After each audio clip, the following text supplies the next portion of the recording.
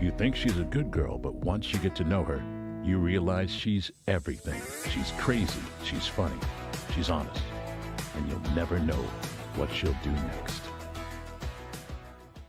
Here we are. We're back again. I can't believe this. It's such a blessing. We have James Henderson behind the camera, my production crew, you might say. And today I brought a great friend of mine, Marlene Caraballo. Did I say your name right? Caraballo, both, it works. Now, Marlene, how did we find each other? How did you find me? I remember you called me when I first got here from Naples into Naples. Social media. Was it through social media? Yeah. Is that how it was? I wasn't sure if it was from one of the groups. Yeah. But then we found out we were in a couple of groups here in Naples together. Yeah. And so we just kind of ran into each other again, which was kind of ironic. But anyway, so Marlene is a divorce coach. And I thought it might be really interesting to talk today about how divorce can come about when there has been an infidelity. Yes. Now, do you want to share your story real quick? Yeah. How what's your passion and how you came to want to be a divorce coach to help people? Right. Well, I was doing life coaching for a number of years and was a Reiki master. And so very into healing and helping to support people through trauma, through all the things that happen in life. And in that period, loving what I was doing, I went through my own sort of epic divorce story, which was a story of infidelity and betrayal. I mean, on another level. And so one of the first things I did was call a friend who advised me to hire a divorce coach, which I had never heard of before. And she was a lifesaver in so many ways. And so after going through that process and just realizing how much she helped me feel empowered in what felt like a really chaotic time in my life, I decided to go ahead and go through the certification process and begin training and practicing. So I've been doing that, and it's just been incredibly rewarding to support other people in the same way that I needed that support. Wow. Okay. So you handle healing and empowerment after infidelity.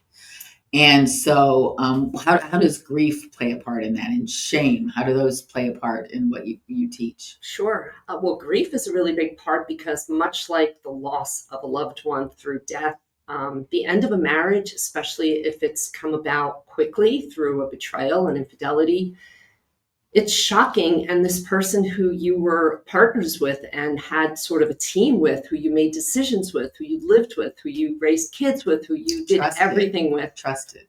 Who you trusted, yes. And who you hopefully were in love with. That can end in just a moment. And when that's discovered. And so when that happens, there's an enormous amount of grief over the life you thought you were heading into, the relationship that you based your everyday decisions on. All of a sudden you go from being in a team to being alone. Right. And so in a lot of ways, it is like the loss of your partner.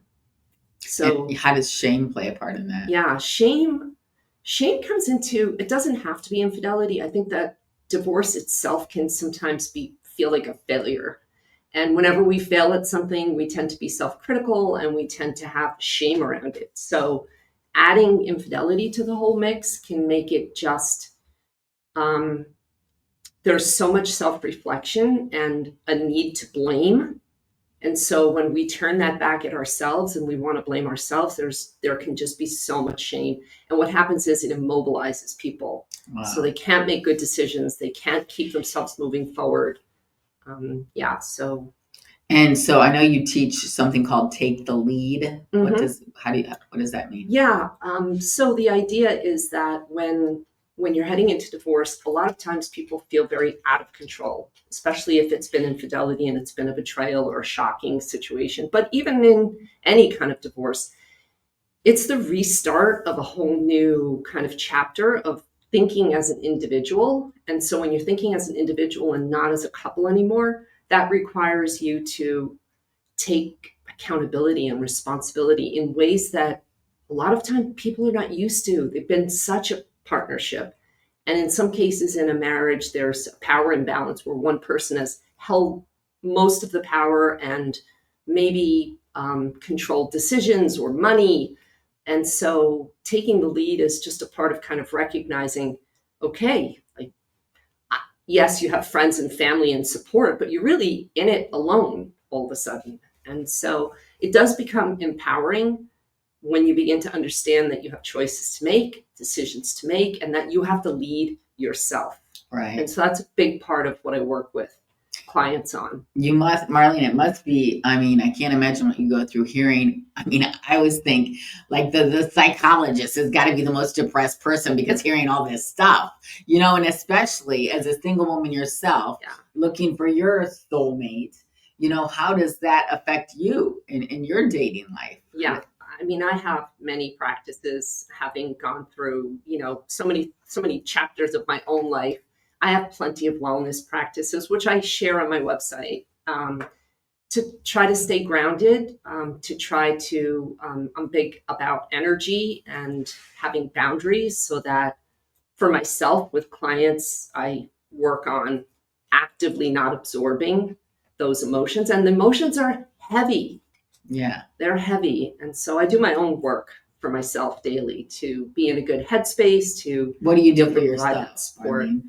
What Long kind of- list of things. You know, I journal, I exercise, I take care of myself. And that's something I help clients with too, because when you're in that emotionally chaotic state in divorce, or even for a lot of people post-divorce, they just can't take care of themselves at the level that they need to.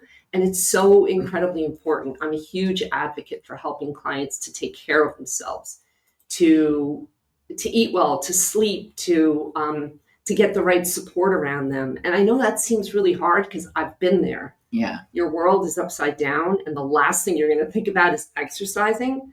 But it's like baby steps. It's tiny little things you can do to take care of yourself, so you have the strength and the courage and the confidence to go through divorce, and then what comes after divorce, which is really where the goal and the vision is.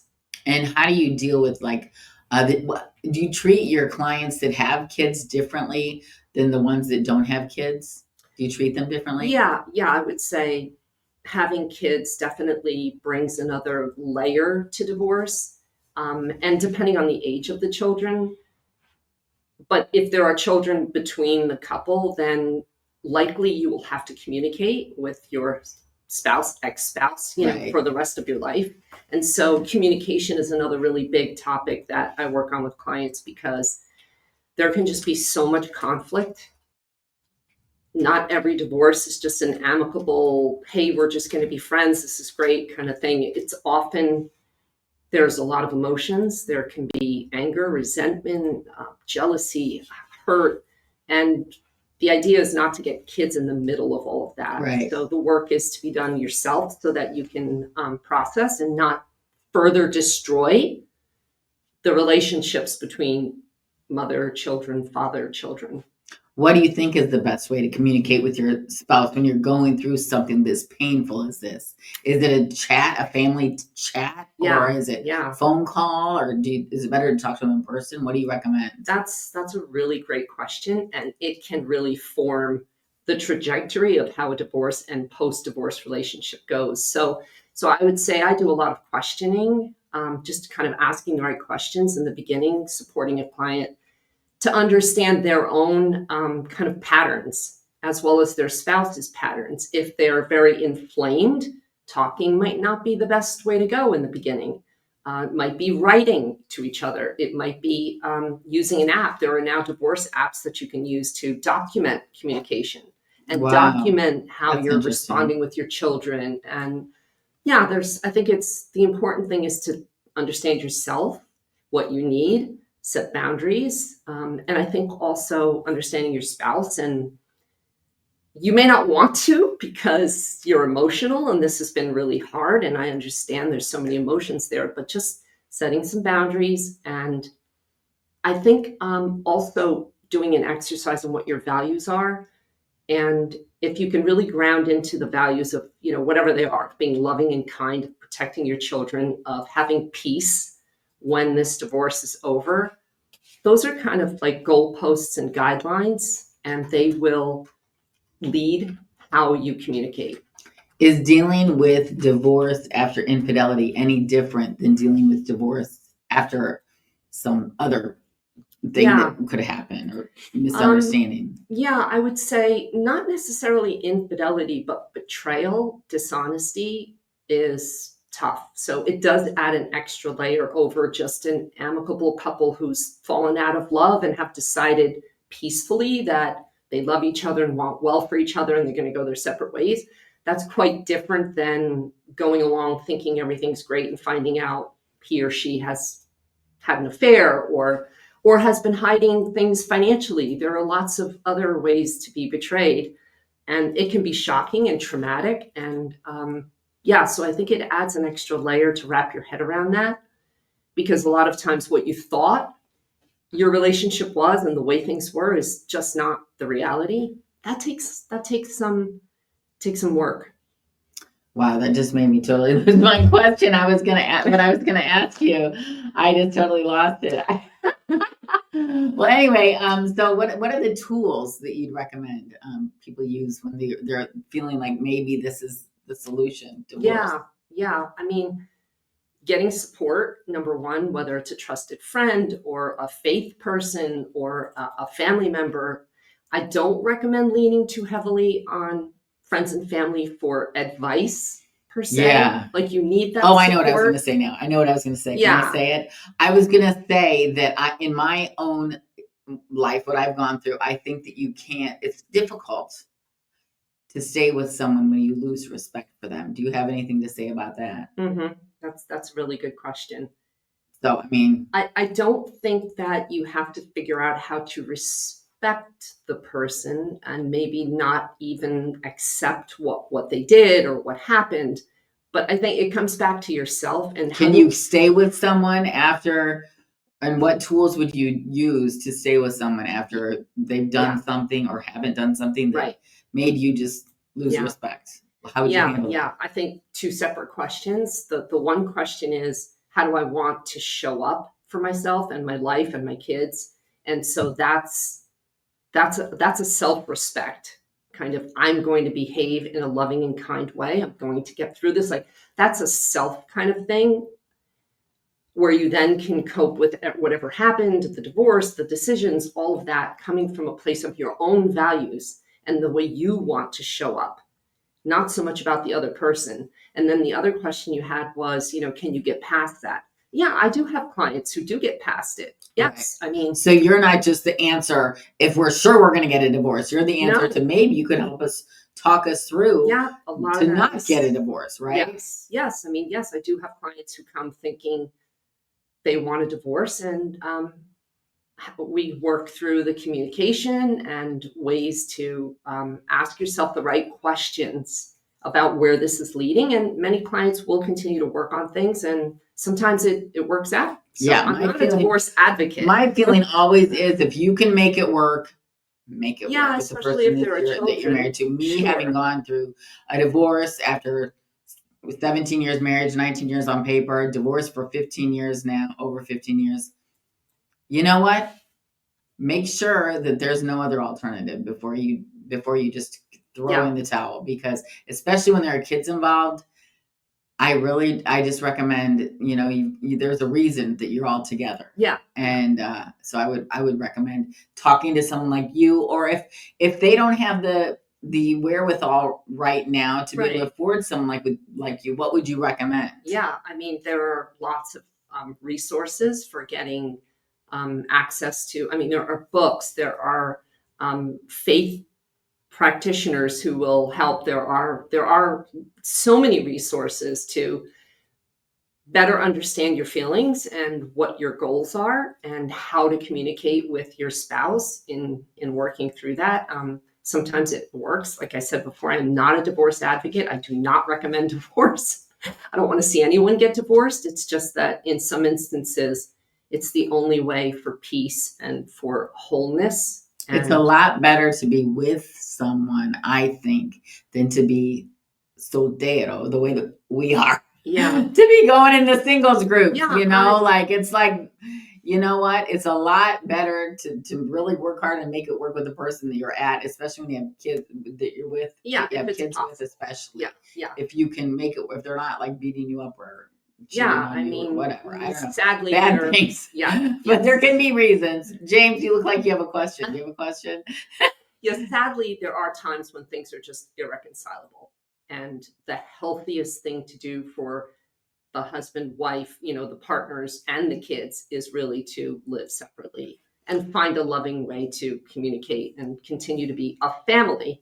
I don't know if even I've though ever separate. said this before, but when I was going through right after my ex-husband and I had separated, my daughter was on a modeling shoot with a friend of mine was in the car, and my daughter and this other woman was in the car that was considering a divorce. And coming from the mouth of my oldest child, she said, "Whatever you do, don't stay together for the children, because I've never seen my mother happier." Which, look, I was crying every day. I was crying every day because I felt so guilty that my kids didn't have their dad anymore. And that's what my daughter said. I've never seen her happier than she is now. So yeah. You know, just gave me chills saying that. yeah. And I think I would add to that also that it's important to have a vision for yourself, because you're coming from a marriage where your vision is this group family. You have this, we're going to grow old together, we're going to retire together. Like, you have all these plans and sort of this vision for yourself of how your life is going to go. And then if divorce is the option that's chosen, and sometimes it's not my client's choice, sometimes they're the ones being served, or that recreating a new vision for what you want that next chapter to be like, to be, for me, like, I just knew I wanted to be healthy. I wanted to be involved with my children. I wanted to find peace. I didn't want to be bitter, angry, full of hatred. And so setting those vision goals for what you want that next piece to look, it's kind of like the light at the end of the tunnel for people that, you can, as horrific as it can be, you can get through it and have a really fulfilling, healthy, happy life. So what are 2 skills that you'd recommend for healthy outcomes? I would say self-reflection would definitely be the first one. And that's hard to do by yourself, which is why getting help from someone who can be objective is really important. Your best friend is not the person who's going to help you self-reflect, because your best friend wants to, murder your ex. So they you don't really want to see you unhappy or yeah. sad, right? So I would say for sure self-reflection. And then I think that the other really important thing to help you through divorce and to have a productive, fulfilling post-divorce life is wellness, is taking care of yourself. And self-care just seems so hokey and so trite, but it's the truth. Put the life mask on yourself first, right? Absolutely. If you don't feel well, if you're not taking care of yourself, you're overindulging in alcohol or food or shopping or sex or any of the many things you can do that end up self-sabotaging, that it's very hard. It makes it even harder to get through with the least amount of destruction to your life, to your kids, to your work, to your finances. And without that wellness component, it's hard to show up for yourself. And a lot of times that ends up leading to clients spending tens of thousands of dollars more than necessary because of the created drama that comes from emotions that, are not regulated. Yeah. So what is your motivation right now for continuing to help people through their troubles in their marriage? What motivates you, and what are you passionate about? I mean, I've always been committed to helping others in some way or another. And yes, I'm living from my own experience and kind of making lemonade out of lemons. And so I'm really dedicated to helping individuals do that, making what seems like the end of the world and the worst possible thing that can happen turn into something beautiful. So if someone decides that they've just decided, this is it, I'm going to get a divorce, what is the first thing they should do? Do you have any idea? Yeah. Like, do you go, because when I got divorced, I was living in Panama. Yeah. My ex-husband had to come back here, and he had to decide he wanted a divorce and get the papers done here, because otherwise I was going to have to come back home from Panama. So if you're already here, because when you get when you go to another, you have to get a divorce in the state where you got married, right? Right. So Yeah. what would you recommend? So I mean, number one is like take a beat, take a breath.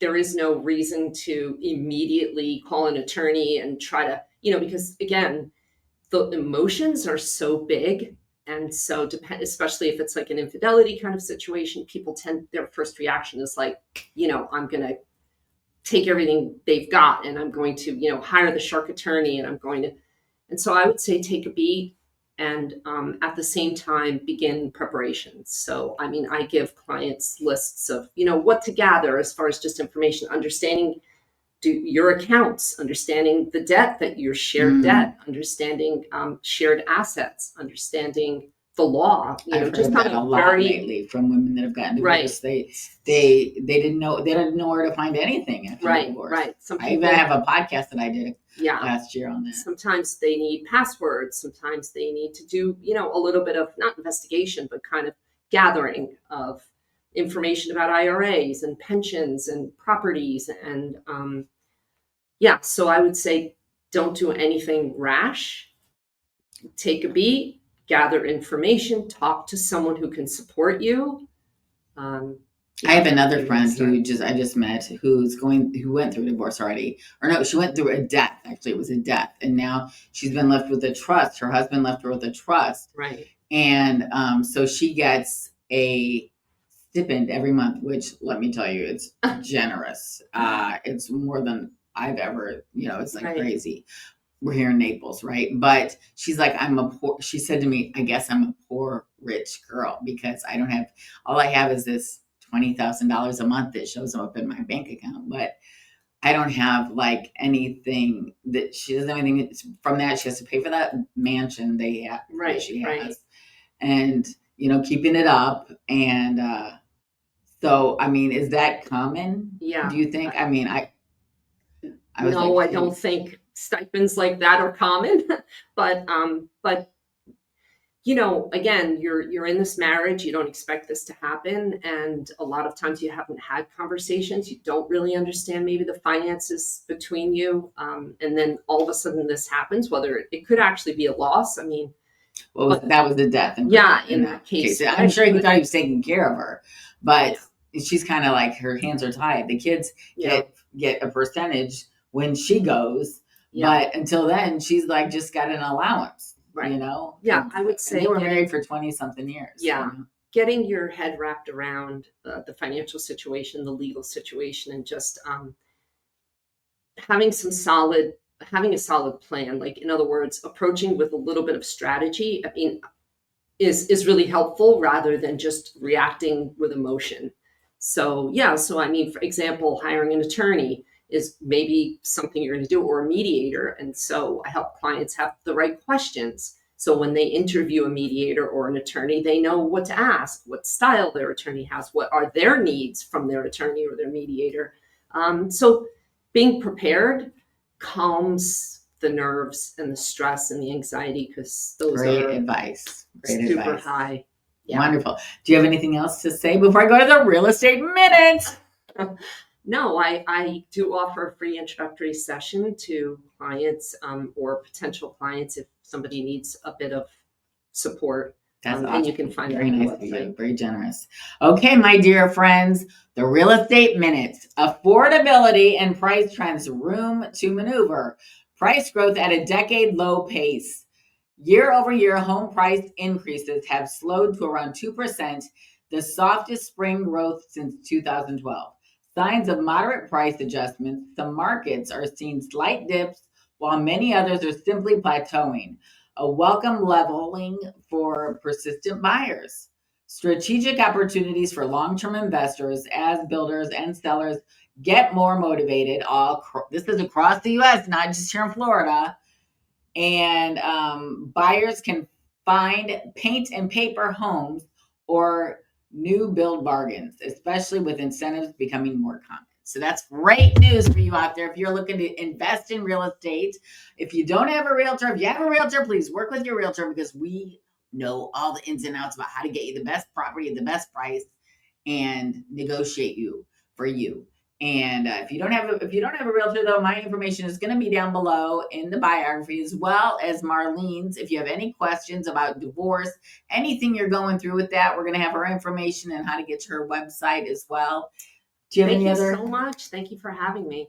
Do you have any other things to share real quick? Free wellness tips and divorce on my website as well. So that can be helpful, like I said before, in trying to stay well during one of the most stressful events of your life. How about you, James? You good? I was just going to point out her free wellness tips checklist. James is always right on it, isn't he? He's really got it already up there for you to see. So anyway, thank you so much. We're here for you if we can help you out with anything. And we're also interested to know if you have anybody that'd be a good, interesting interview that we can all learn from, or if you have any vendors who want to get sponsorship opportunities, we have those too here on our show. We'd love to work with you some more. Sending you lots of love and sending you all lots of love, my friends. Have a great weekend. Talk to you soon.